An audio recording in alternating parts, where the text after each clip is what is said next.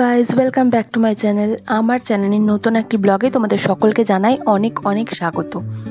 তো আজ আমি এসেছি আমার মেজো ননদের ছেলের অন্নপ্রাশন আছে সেখানে। তো এসেই দেখলাম বাবুকে স্নান করানো হচ্ছে। তো তোমরা বিশ্বাস করবে না, বাচ্চাটা এতটাই শান্ত যে একটুও কাঁদেনি বা বিরক্ত হয়নি, জলে বেশ আরামসে বসে খেলা করছে। তো আমরা যখন এলাম তখন স্নান পর্ব চলছিল। তবে অতক্ষণ ধরে স্নান করানোর জন্য সবাই একটু বারণই করছিল, কারণ যেহেতু শীতকাল, ঠান্ডা লেগে যাবে বাচ্চাটার, তাই। কিন্তু ও কিন্তু জল থেকে উঠতে চাইছিল না। তো তারপর তাকে ওঠানো হলো আর টাওয়াল দিয়ে মুছিয়ে দেওয়া হলো। তারপর ড্রেস চেঞ্জ করিয়ে যে আরও রিচুয়ালসগুলো আছে তার জন্য ওকে রেডি করে দেওয়া হলো। কিন্তু ড্রেস পরে যে মায়ের কোলে গেল সেই সঙ্গে সঙ্গ ঘুমিয়ে গেল। তারপর ওর পাপা ওকে নিয়ে একটু এদিক ওদিক ঘুরলো। আর তারপর যে বাকি অনুষ্ঠানটা আছে, যেটা নান্দিমুখ হয়, তারপর যজ্ঞ আর ভাত খাওয়ানো, এই সমস্ত অনুষ্ঠানগুলো হবে। তোমরা দেখতে থাকো, আশা করি ব্লগটি তোমাদের ভালো লাগবে। যদি ভালো লাগে তাহলে অবশ্যই লাইক, কমেন্ট আর শেয়ার করে দিও। আর তুমি যদি আমার চ্যানেলের নতুন বন্ধু হয়ে থাকো তাহলে অবশ্যই চ্যানেলটিকে আমার সাবস্ক্রাইব করে দিয়ে আমার পাশে থেকো।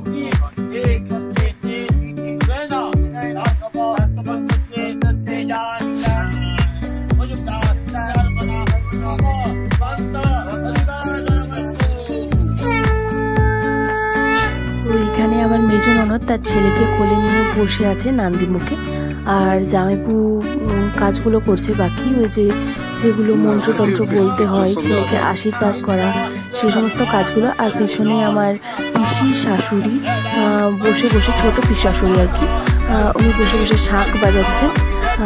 আর তারপর অনেকে এখনো আসতে বাকি আছে, সবাই কিন্তু এসে পৌঁছায়নি।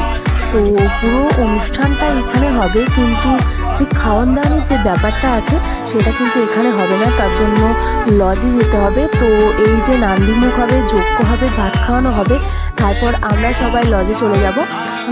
তো তোমরা দেখতে থাকো ব্লগটি, আশা করি ভালো লাগবে।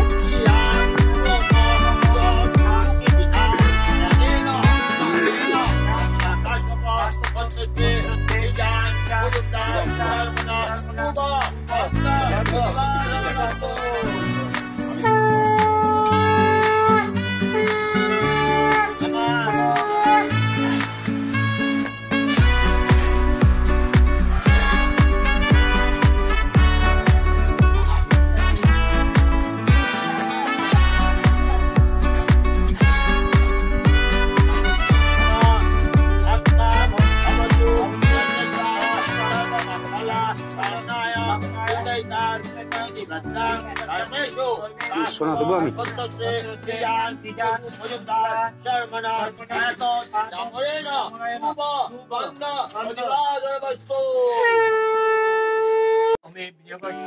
এই মাত্র নান্দিমুখ কমপ্লিট হলো, আর তারপরেই যজ্ঞে বসা হয়েছে।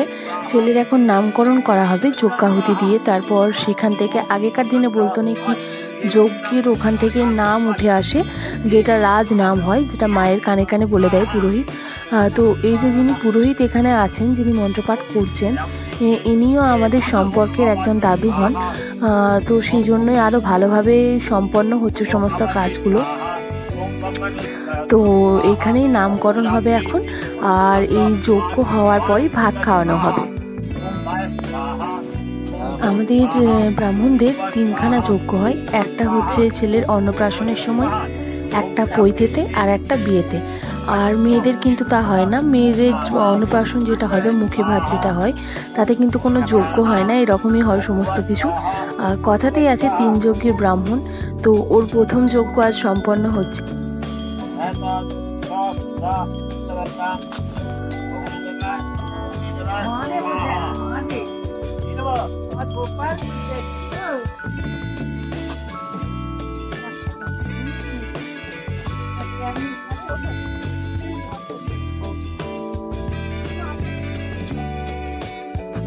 A few moments later. অন্নপ্রাশনের যজ্ঞ এখন সুসম্পন্ন হওয়ার পর শুরু হলো মুখে ভাত অনুষ্ঠান। এখানে ছেলেকে তার মামা মুখে ভাত দিচ্ছে, মানে ভাত খাইয়ে দিতে হয়। খেতে তো পারে না, একটু চাটাতে হয়। তো তো প্রথমেই পায়েস দিয়ে তারপর তাকে মিষ্টি খাইয়ে তারপর ভাত চাটিয়ে দেওয়া হয়।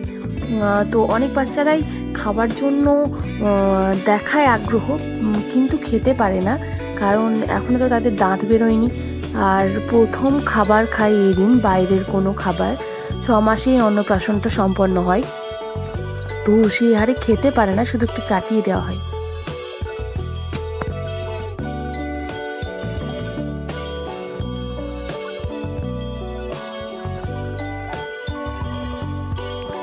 তো ভাত খাওয়ানোর পর আমরা সবাই একটু তাড়াতাড়ি করে বেরিয়ে গেলাম লজের উদ্দেশ্যে। লজটা যদিও সামনেই ছিল, বাড়ি থেকে প্রায় 15-20 মিনিটের রাস্তা ছিল।